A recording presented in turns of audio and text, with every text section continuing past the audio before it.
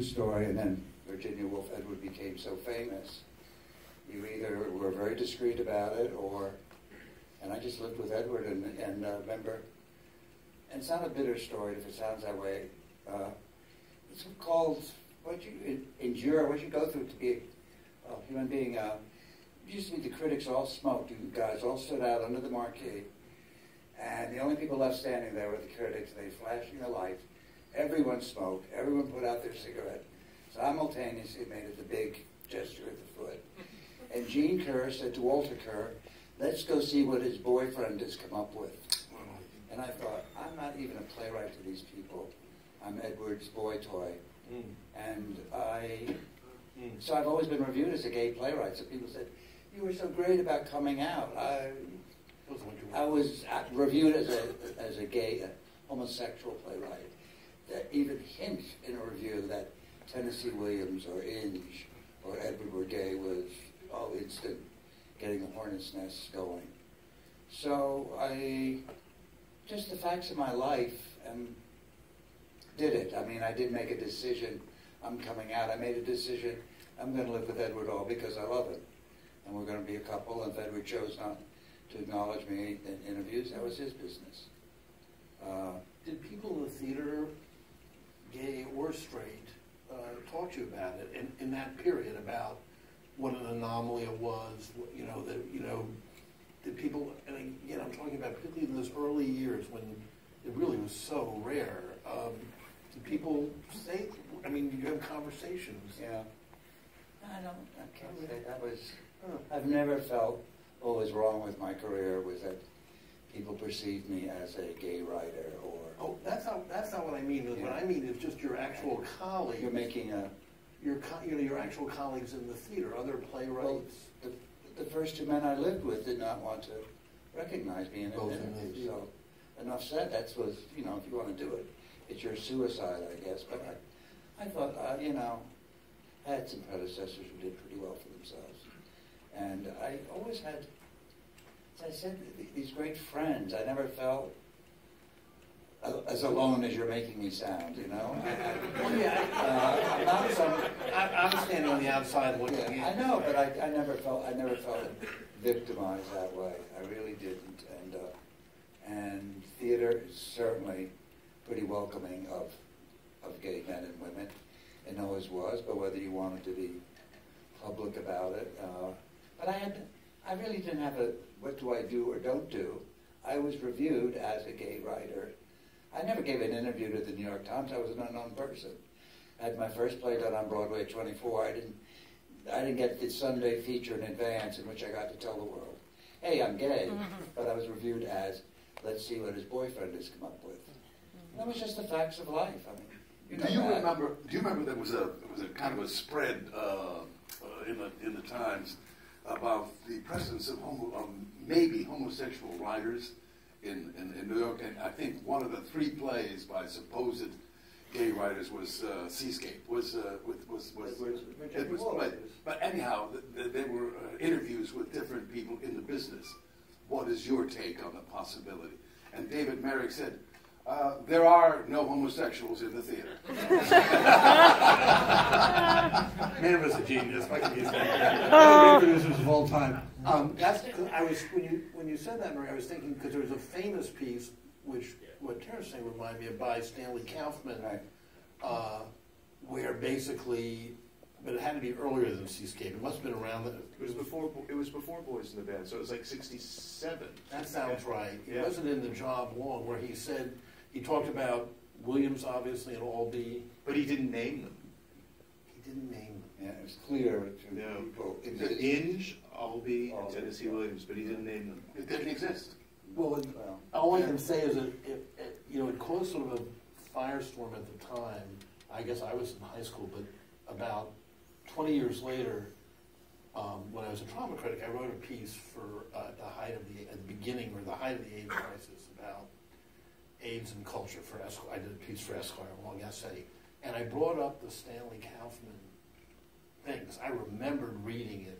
I found it, in the Times archive, and he wrote a letter to Esquire saying that I completely misinterpreted what he was saying. Of course, that's how much things had changed, even by 1987. But in that piece, I remember he was saying he felt that gay writers were sort of not being truthful if they were writing about straight characters. And Right, they were just and guys there's who... an underlying lie about all their work, which is... Right, and basically he was saying they were the old canard of the women are really men. Exactly. That was, you know, that was the line. The first one, I really went kind of public that way after my first play, and I thought I got through the reviews pretty well with disastrous collection of notices. Only one good review from Michael Smith of the Village Voice. Oh. But someone came up to me and said, "Oh, don't read this month's Swanee review." People run out to their neighbor and say, "You have Swanee review." And there was a review called "Come Back Albertine" by one John Simon, who was his farm. And he said, "The love that will not speak its name, I wish it would shut up," and then proceeded to rip me apart as both a writer and was a gay writer. And that's a review that made me cry. It was 6 months after the play closed, and I soldiered on, and it really upset me. It was such a cruel, which he loved being cruel. He probably still does. That's a whole other panel. Yeah. He was a colleague of mine. I know, when I was but viewing. a bad review should make you cry, can make you wince. But this was personal, I felt.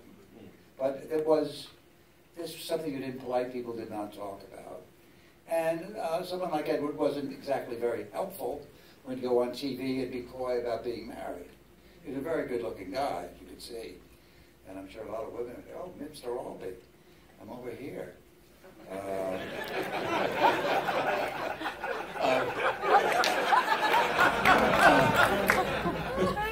Like the agent Sue Mengers in the 60s used to follow Steve Sondheim around and say, "Sue Sondheim doesn't have a great ring to it." On another subject,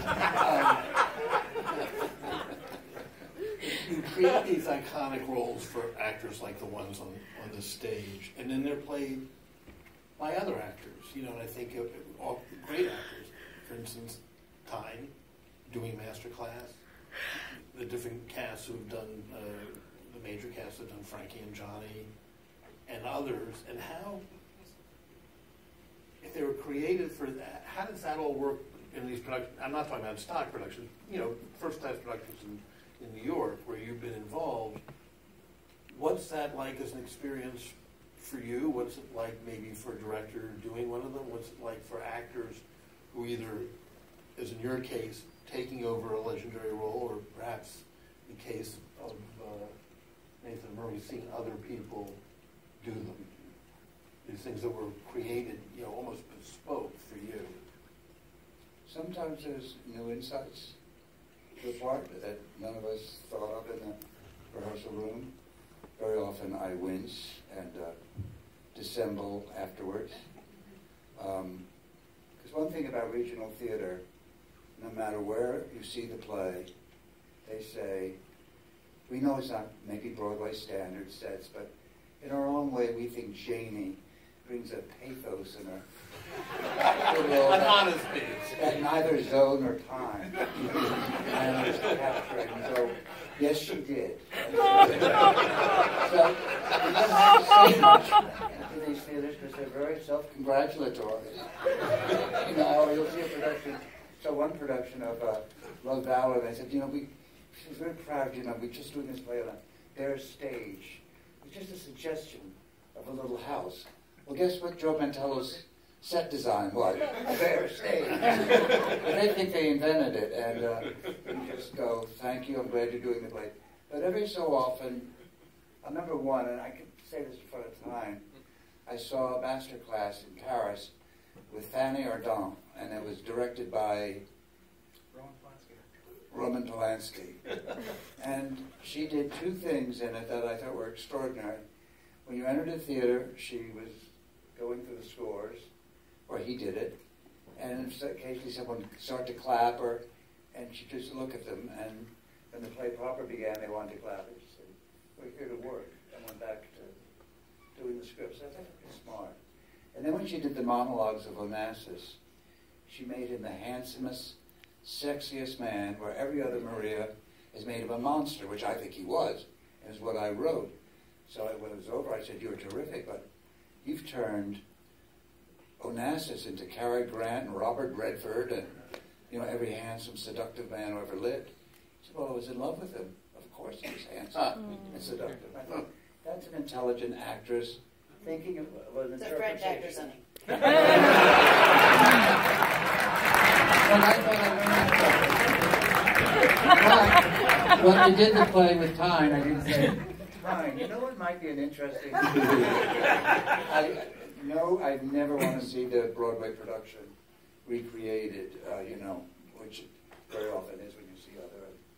But the stuff is so good. The stuff is so good. When you were talking before about having arguments about stuff, when you get a play that has insight and language and punctuation in it that is so wonderful, like a great composer of it, and you observe the notes and you observe the pauses, it's I hate this phrase actor-proof, but it allows itself to give a lot of actors a chance to try it.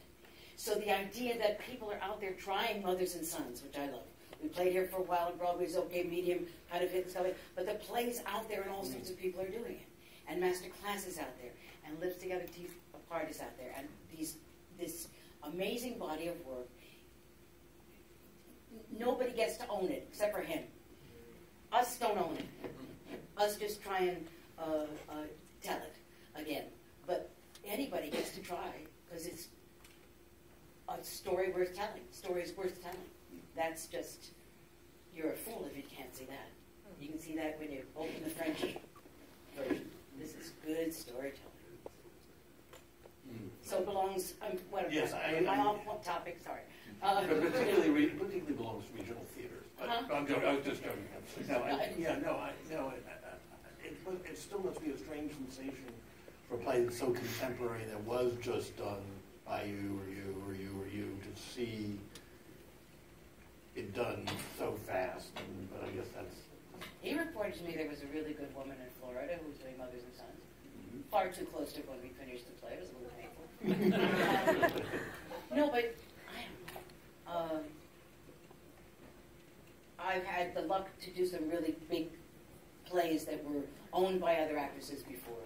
I dare say. And when your playwright's around and gives you permission to go ahead, you own it this time, you take it. That is very freeing. Makes you feel confident. Zoe Caldwell and Audra knocked me out when I saw that play in New York. Couldn't move from my chair. Went back and wept all over Zoe. And so when he called me and said, "Play it," I said, "Are you kidding? I can't do that. It belongs to them." He said, "You're wrong. Now it belongs to you. You want to come play it for me?" And I was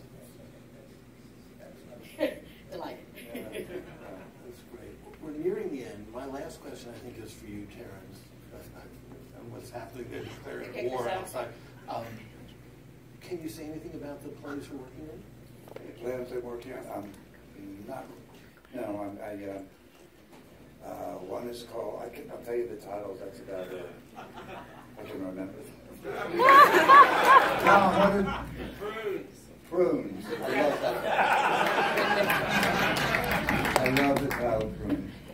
And the second one is called Rub-a-Dub-Dub. And the third play doesn't have a title. And there's parts for all of these people. So one other thing I just want to say. Oh, to be in Rub-a-Dub-Dub.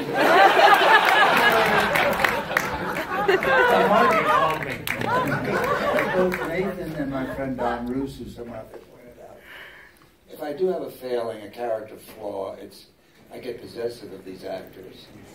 So when Joe turns the play down, or Murray is busy, or Nathan is busy, or Tyne is not interested. There's a little bit I made you, and I can break you.